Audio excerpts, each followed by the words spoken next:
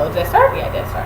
Okay, generalization and maintenance, the like granddaddy of it all. Giving our learners the tools to succeed. I didn't quite realize how cheesy that was. Put it in there, but it's true.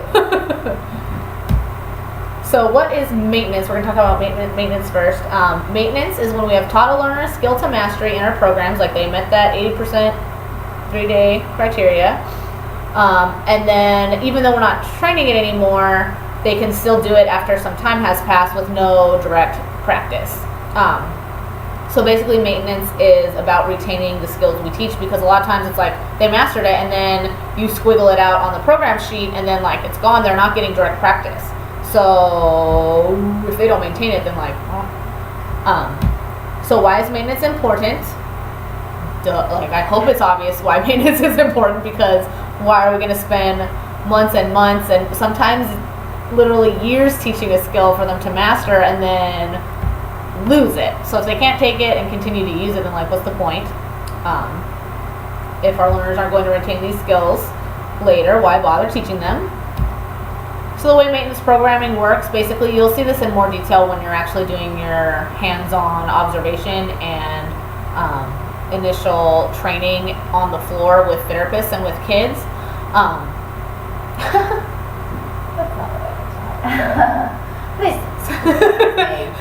That is a good point to make. Maybe it's good that it was made twice. But so basically it's like when we pull programs because they've been mastered, they go into like maintenance programming. And this is just like a simple one sheet section of the binder where you check it every day. You say like, does anything need to be run? And you'll have different programs and they're run less and less often. So when something is first mastered, we're going to check in on it like 3 times a week. And then after that's like, okay, well they're still getting it 3 times a week. We're going to check in on it once a week. And then we're going to check in on it every other week. And we're going to check on it once a month. And if at any point we see like, uh-oh, they're not doing it anymore, then we can like throw it back in the real binder. So that's basically what it's all about. The main thing to remember is check on it every day. Every session you have with a kid, look at the maintenance part and say like, oh, somebody already did this 3 times. I don't need to worry about it. But it's one of those things that if nobody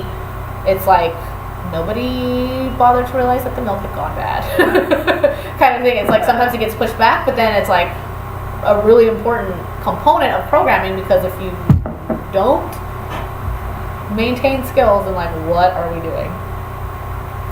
So then next is generalization, which is like the best part of it all. Generalization means that a learner can take a skill that they learned at our center and use it with other people in other places and basically anywhere in their natural environment when they would need to. So why is generalization important? Again, duh, I hope it's obvious. If all we're teaching our clients to do is a certain limited set of behaviors at a table at our center with our staff on Tuesdays at 10, then like, what are we doing? So I know hopefully it was clear enough throughout all of the training that like reinforcement is the most important part of your job, but this generalization really comes kind of like a close second, because reinforcement is about like, are we actually seeing this behavior increase and actually seeing the skills, and generalization is about like, what are we actually teaching our kids, and like can they actually benefit from our services. So programming for generalizations, there are lots of things that we can do as therapists that will help our learner generalize. Okay, y'all got it. Early, it's not early. So shockingly enough, we go back again to the ABCs of behavior, and they come to the rescue to help us analyze our teaching methods. So let's look at each part of a discrete trial and think now, instead of acquisition of a skill, in terms of generalization of a skill.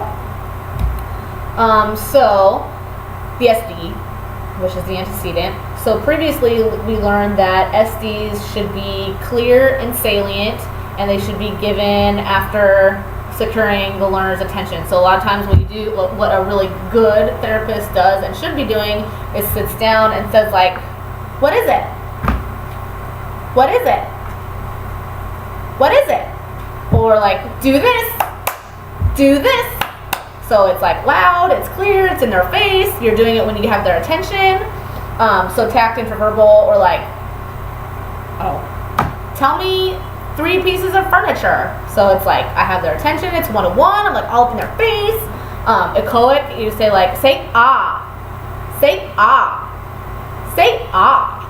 Which one is blue? So it's like, which is good because for a lot of our kids, they have limited attending skills. So it's like they really need that. So those are some examples. However, if you think about what happens in real life, or like for example, I didn't do this one, but like listener skills, touch head, touch your nose, stand up, come here. So, and there's a reason for that. It's because we want our kids to like learn to attend to that SD. So, but let's look at these same programs and think about what the SD is in real life and how they would actually use those skills, and how the real life SD compares to the discrete trial SD that we're giving at the center. So for tacting, instead of like, what is it? What is it? What is it? Like, you know, if a kid is learning animals maybe with their mom, it's like they're probably reading a book, and it's more like she has the book and it's like, oh look, what's that? Ooh, yeah, it's a bunny. Like, oh, whoa, look how soft, what's this? Or it's like, you know, hey, like, oh, what's it look like outside? Is it raining? Like, you know, sometimes it's quiet, sometimes it's like really fast, sometimes it's hard to understand. And so really, if we want a kid, if a kid only responds to, what is it? Then obviously they're going to go out in the world and they're never going to tact items because no one is going around saying, what is it? to them. Also, it's like they need to learn to respond, just to do that spontaneous tacting where it's like, ball, like doggy. So if we don't, you know, if we don't teach that, actually that's more of the skill. But yeah, no, that's the SD. It needs to be in response to the item too, and to notable commenting kind of circumstances.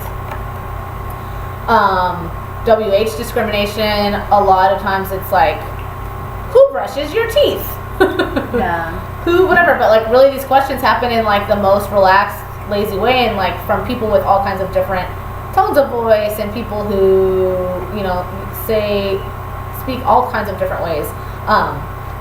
With like listener behavior and receptive instructions, this becomes really important because receptive instructions are what turn into like classroom instructions and like household parent given daily living instructions. So instructions turn into like, okay guys, come in, sit down, have a seat. I need everybody to have their books open. Instead of like, open book! Good job! Good job. So we really want to think about that, and when it says like consider context, so it's like these SDs happen in all variety of places. Like we'll sit a kid down 1-on-1 and say like, touch your head, touch your nose, stand up, clap, jump. But really maybe the real life version is Simon Says, where it's like Simon Says clap, and they're much faster, and they are given proximity. So say we're playing Simon Says at PE, and this kid is at the back of 30 kids and the teacher is at the front, and we're like, you know, face to face, chair to chair. So that's something that we need to think about. Volume, we say it pretty loud and clear so that they get it, but it's not always that. Like I've been in classrooms with teachers who are like, okay, children, let's all take a seat. And then tone of voice too, it's like we teach like, sit down, get your backpack. Sometimes it's like, get your backpack. You know, and sometimes it's kids respond to really excessively polite instructions. When like, everybody doesn't always, yeah, okay, let's get our backpack. And like they'll respond to that, but if somebody says like, go get your backpack, hurry up. Which is how teachers' aides talk, and how teachers talk, and how parents talk. So we need to think about that. And then we also like, in real life, when the SD is given, the kid is not always just sitting there waiting, ready, looking for it. It's like, oh, an adult is talking, I need to attend. And there's, you know, who knows what kind of instructions. So a lot of our kids, it's like we have them like backed into a corner with like a divider because it's like they can't handle these instructions. So we can't call that skill ready and ready to go and ready for them to take it to the streets and use it until the SD becomes more natural. So what do we do about it? So during the initial, I don't mean this to say like don't do these things anymore. Don't say your SD clearly. Don't do this. When it's the initial acquisition phase and you're first teaching a kid, you should be doing that. However, when you're on breaks and rotations and like practicing those skills and interacting with your kid, you want to test for, what if I just say like, hey, can you go grab me that piece of paper over there? Instead of like, go get a paper. So you want to kind of probe it and test it and be as natural as possible. Same thing with maintenance. By the time our programs get to maintenance, we want to be checking in and saying like, hey, you want to instead of if it's like animals are in maintenance, it's like, hey, you know what this is? Yeah, it's a little mouse. What about this? Yeah, what's this guy? You know what I mean? In kind of a more natural way instead of such like, what is it? What is it? What is it? What is it? Because people say a lot of other things besides what is it, and they say it in a lot of different tones of voice. And then also I didn't put, oh, here we go. So what's the therapist's responsibility when it comes to all this? Ideally we should, like, generalization should be included in the programs that we write. So hopefully some programs will have suggestions for like how to use the skill in a natural way, or a generalization level where it's like responding to your name is not just happening at the table, it's happening like all throughout the session. So really you just want to be aware of this, and so when it comes time to talk to the behavior consultant about what's going on with the kid, you want to say like, I've tried to kind of probe more natural SDs and they don't respond, so that's an issue. And then the behavior consultant can say like, awesome, I'm going to program for it. So you want to always have this on your mind, and you always want to think like, okay, we did that skill, like, is anything wrong with the picture? What would it look like in real life, and like how can I make it more closer to that? And then you just want to be, like I said, be aware and be the eyes. You're really the eyes and the ears for the behavior consultant. So if you have a good understanding of this stuff and how important generalization is and what these SDs really are, like imitation, it's like, do this, but really it's more like, oh no, go like this, like, you know, put it right here, and things like you don't always have the do this SD for imitation. Sometimes it's like, you know, like, let's go play over here, and then you just want them to follow you. So you want to just keep your eyes and ears open for those types of things. Like, if you could tell a behavior consultant, like, hey, they're doing great in their imitation program, and I don't see them doing it at all while we're playing. And then that's like a really good start and a really good conversation to have. And then obviously any programming you want to follow it, because there you might find generalization components within the programs. So now to the B part of the ABC is the learner's response. So let's think about this part and say, and how this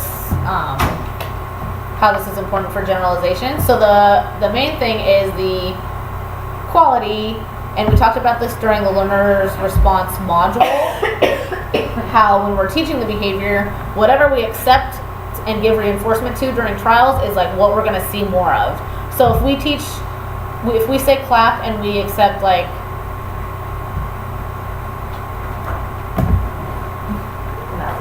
that's what you're going to see. And is a kid who, you know, the whole classroom is clapping and this kid is like,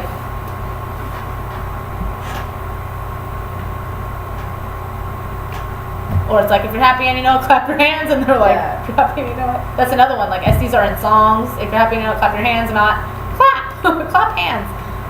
And they're like this, like that's not going to cut it. They're not going to get reinforcement in that environment. The teacher's not going to say like, good job, that's really good clapping. So you want to teach to a quality that will actually work. And so included in that quality is latency, which means like how long they take to do it from the SD. So for like, you know, well, we're going to talk about this in a minute, but like social skills, if somebody says hi to you and you take 7 seconds to say hi, they're going to be like, that person's super weird. And for some things, speed matters. Like if you teach a kid to identify letters or phonemes or sound, like think about how fast you identify letters when you read. You need to, like, you know, you really need to have that skill down if you're going to use it for the next level, which would be reading. So let's look at some programs and think about what a real life response looks like. So conversation, sometimes we teach like, you know, I have a car, I have a blah. It really, you want to get it to a much more natural kind of a format where it's like, oh, I did something yesterday. Yeah, no, it was really fun. What'd you do? Oh, you know, I went to my friend's house. Oh, what's your friend's, you know, you want it to not be so like, I did something fun yesterday. Right. Because that's not how people talk, and they might not recognize that that's the same SD as what you've done with them. Manding's really, really important because sometimes it's like, we want to reinforce those mands and we're trying to get it up off the ground, so it's like we see the sign or we see the picture and we're always sitting with them and then we reinforce. But in real life, if you want something from someone, you need to wait, you need to get their attention, you need to like speak at a loud enough volume, you probably need to make eye contact. If you're using a sign, it can't be sloppy. So yeah, so we want to teach those things all the way to where they could actually be used. Imitation, like I said, it needs to be kind of like really fast and fluent and strong. If you're like, do this, and then they're like,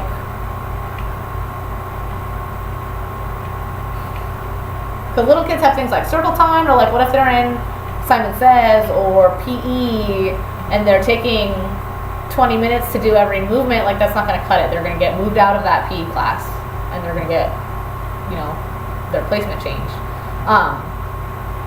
Tacting, same thing. Sometimes if it's like unclear what they're saying, for some kids it's hard because it's like they just don't have that articulation yet. But if you're like, what's this? And they're like, oh. But sometimes tacting turns into manding, like the kid's trying to ask for the kangaroo. This same thing with like the sloppy sign, the verbal needs to be clear, or you need to pick something that, an additional speech format that makes it clear. If you say like, Aru, a teacher might hear that and say like, say kangaroo, and so maybe for that kid that kind of prompting is super aversive, and now you thought you taught them how to say kangaroo and identify animals, and now they're having a meltdown in their setting with their teacher because they don't know how to say kangaroo the way the teacher wants them to say it, which like maybe that's an issue with the teacher. But you do want to give them skills that, you know, someone will tell them good job for. So also, yeah, and the latency also is important with instructions, because that turns into classroom instructions. And if it's like, hey, everybody, get out your book, turn to page 45, I need you to do the even numbers. If you have any questions, let me know. When you get to page 46, go ahead and just stop. And so if you miss that instruction and you take 10 seconds to attend to the first one, it's like, sorry. And then that's when you need to use your imitation. And if your imitation's not good, then like you're lost. And that's those kids, and there are these kids that just sit in their classroom and then they become prompt dependent because nobody comes to help them, and they're not getting any reinforcement because they're not doing anything on their own. So what do you do about it? You really just, we talked about this in the learner's response module, but you want to hold your learner to a high standard, and you want to just communicate with the behavior consultant, because there are those times when we do want to make the decision like, okay, this kid really can't articulate that well, this kid doesn't have the motor skills to do this, we want to modify it, we want to accept something lower and then shape it up. But those want to be conscious decisions, not just like, oh, this kid has special needs, so it's like, it's okay. Because like that's true, and that is why some of these things are hard for our kids. But like, if we want to give them, you know, more opportunity for more reinforcement and skills to participate in more environments, then we need to like make sure they have really sturdy, good, high quality skills. And now the consequence. So we learned previously that reinforcement during acquisition should be immediate, and it should be for every correct, when someone's learning something, like they really need, like, you did it right the first time, like, reinforcement, whatever that is, tickles. It should be intense because you want to get them doing it. And you should basically be willing to do whatever it takes. If you have to spin them around, if you have to like rocket jump them 3 times every time they get it right, like, then you do that because that's what gets it off the ground and that's what gets it happening. However, at some point in a classroom at home with mom, like, mom does not give 3 rocket jumps for every correct response, and mom does not say like, good job, good sitting, oh, good job eating your spaghetti, good job spitting it out on the table, good, they don't, reinforcement is just not that dense in real life. Unless your mom's behavior is like, Yeah. I was like, oh my god, Right. You're like, good moms are doing it. So here are some of these same qualities of reinforcement. So the immediacy, the form, and the schedule. And let's think about what those look like in real life. So say your immediacy, and mom, and you have 2 brothers, and you ask mom for something, maybe eventually you'll get it. You know what I mean? And so you need to, a lot of our kids will, like, if they hear no, automatic meltdown, or if they hear wait, automatic meltdown. And like, we have to teach past that. We have to teach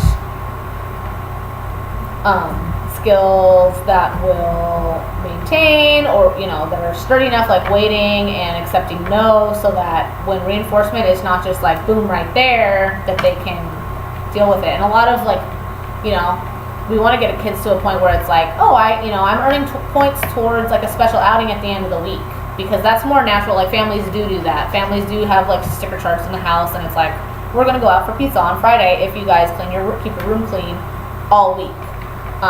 So that behavior is longer. It's like a whole week's worth of clean room, and it's also like the delay to that reinforcement is longer. So you need to teach our kids to tolerate that. I mean, there's programming for that. That's not something that you need to like, this kid needs to wait 3 weeks for my tickle. So the form of the reinforcement, if you're say developmentally, say you have like an 8-year-old, developmentally, and as far as reinforcer effectiveness, tickles and spins in the spinny chair are super effective, and like, that's awesome for that kid. But people don't really go around tickling 8-year-olds, and places like classrooms don't usually have spinny chairs. So when the big thing for the form, and this is also why it goes back to the reinforcer module, where we talked about, like, we really, really, really want to pair praise and attention and social reinforcement, because that's what is out there. Like, that's a lot of it. Like, if you're in school and you get recess, so you get that like access to activity and tangible, and even at recess, people want to go have recess because they want to play with their friends. And so we really want to gear it towards like something social, or something that is like delayed. Like, okay, you can go to the trampoline bouncy place, like, at the end of the month. And then the schedule, if you remember, we talked about the schedule of reinforcement. Schedule means like, how many behaviors do you have to do before you get reinforcement? Like, how often do you get reinforcement? So if you think about a classroom with 20 kids, and you want reinforcement for raising your hand and saying like, am I doing, so you say you taught a kid to recruit reinforcement, which is awesome. Raise their hand, is this right? How does this look? Which is really good behavior for a kid to do. However, if they do that for every math problem that they did, they're gonna be in trouble. So, and if you think about it, like, so if you go into like a 2nd grade classroom and kids are all sitting, that behavior is sitting nicely and being like on task. How often do they get reinforcement for that? Maybe a couple times a day, if that. Like, some younger kid classrooms are usually a lot of times geared toward like, oh, give yourself a point. There's some kind of token system. It's like, oh, everybody gets a point towards our pizza party that we're gonna have at the end of the month. But especially as you get older into like junior high and high school, nope, you need to sit and you do your work all day, and nobody ever says good job 5 times in a 20-minute period. And we say good job like 100 times in a 20-minute period if we're doing real, you know what I mean? So we really need to think about, as much as we're like, lay on the reinforcement.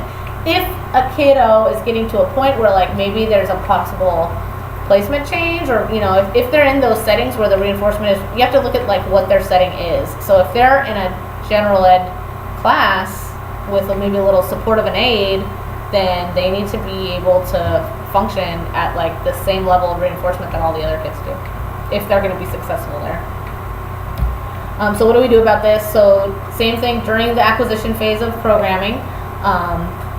Do what you've been doing, use tons of reinforcement.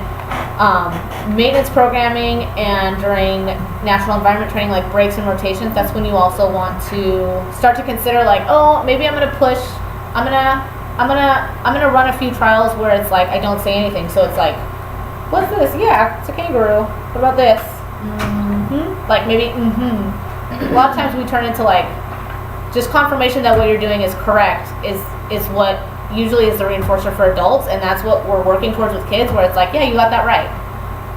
You improved your performance and your flashcards. Yep, bunny. What about this?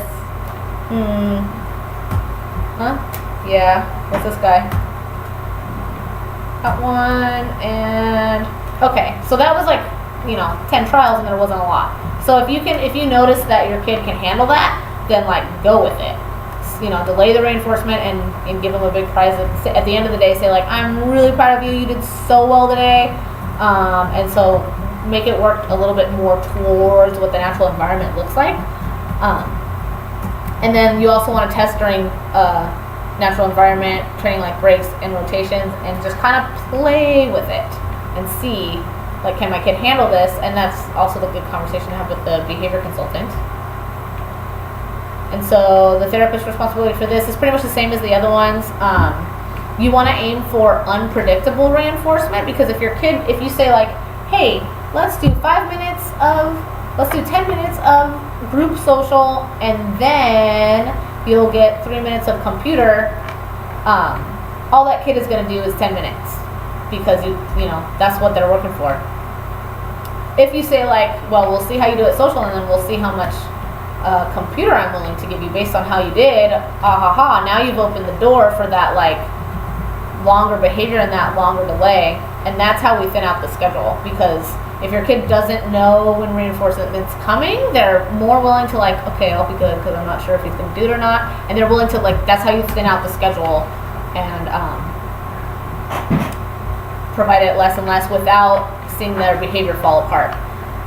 So you just want to be aware of this, and kind of like, if you're providing a ton of reinforcement for a skill to happen, that's fine. We want those skills to happen, but you can kind of be aware, so you can kind of start to say like, maybe I can like not be so heavy on this, or try to make it a little more natural, or try to gear it towards like, go get your reinforcement from your peers, which is what we want.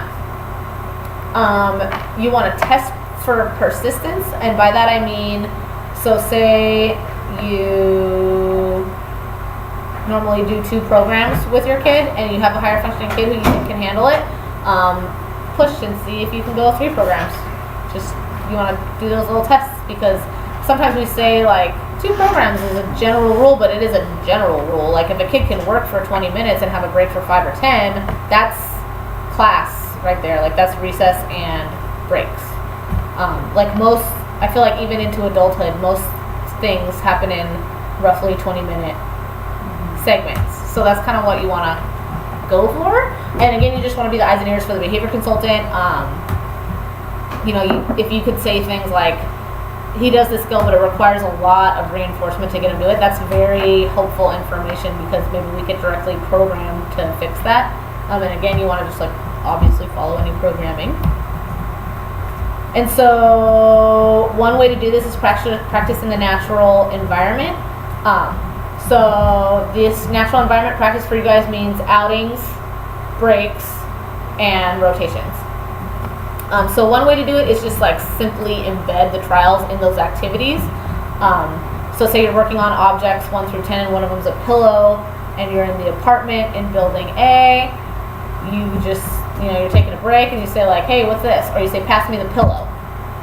So that's it. Just to double check it. Like, I know you can do it at the table, but can you do it in under real circumstances? Or you can make it even more natural, or you can do something like, if your kid likes to trampoline, and they're working on identifying numbers or letters, you could take them to the trampoline and like every bounce is like 1, 2, 3, 4. Or like you can embed like a simple activity, like if you're playing catch, you can say like, we're gonna you know, label animals, and every time we do it, we're gonna throw the ball, and you know, you point to the things with mouse, panda, you know. So it's not necessarily related, but it's just embedded, and it's a different way of changing that environment, because you want this to be able to happen in different contexts, and not, you don't want your kid to learn like, when I'm sitting at this table and my therapist is across from me, I listen to everything they say because they're gonna follow through, and when it's free time, it's like, whatever, my time, I could just do whatever I want and I don't have to answer. Or you can be even more natural about embedding trials and include them in things where they would actually naturally occur, like, so receptive instructions like touch your nose, clap, jump, turn around, stand on one foot, those happen during Simon Says is an obvious one. Or if you have a kid who likes to play school, those types of instructions happen during school. So maybe like play school, or play like mom and dad, and be like, do your work. And those are a way to kind of, we're going to have a whole training on NET, but that's kind of how, like, the more creative you can be, the better. And then just a little bit about fluency. Oh, fluency is like the unsung hero of generalization and skill development. So just a definition, fluent means that when you use something without having to think about it, and with a short latency, and it's accurate. So like people usually use that word about language, like I'm a fluent Spanish speaker. It means that you're not like, what's the word for that? And you're just doing it. So that latency, it goes like, you can tell when your kid is fluent with a program, because you can be like, what is it, what is it, what is it, what is it, what is it, and they're fine. If every trial is taking 5 seconds, then they're not fluent with it. So we don't just define fluent by those surface skills, like the short latency and the accuracy and like how it looks. You can also define it by how the skill retains and generalizes. So really, if you teach something truly to fluency, it should be durable, meaning that it should last without a lot of intermittent training. Like it should pass, when we do those maintenance checks, it should pass. It shouldn't, like if we didn't teach a skill to fluency, when it goes to maintenance and now we're checking it once a month, there's a good chance that like they did forget it over the month. But if you think like, you know, when was the last time you sat down and practiced multiplication, you know, facts, just like single digit 2 times 4, you still know them. You might not be fluent with them anymore, but you can still do it. It's because you've had like you were fluent with it at one time. Like just because you don't use a word regularly doesn't mean that you forget it. It's because you're fluent with your language.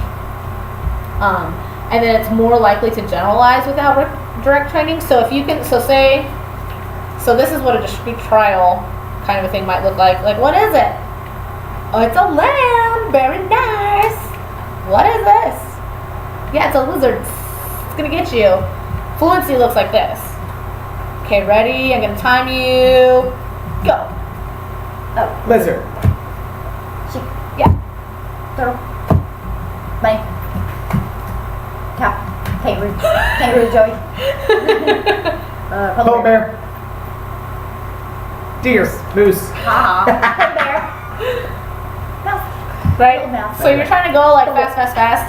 And because these are like typically developing adults who know their animals for the most part, Oh, it's on just like eyesight, 1 please. inch, yeah, cards.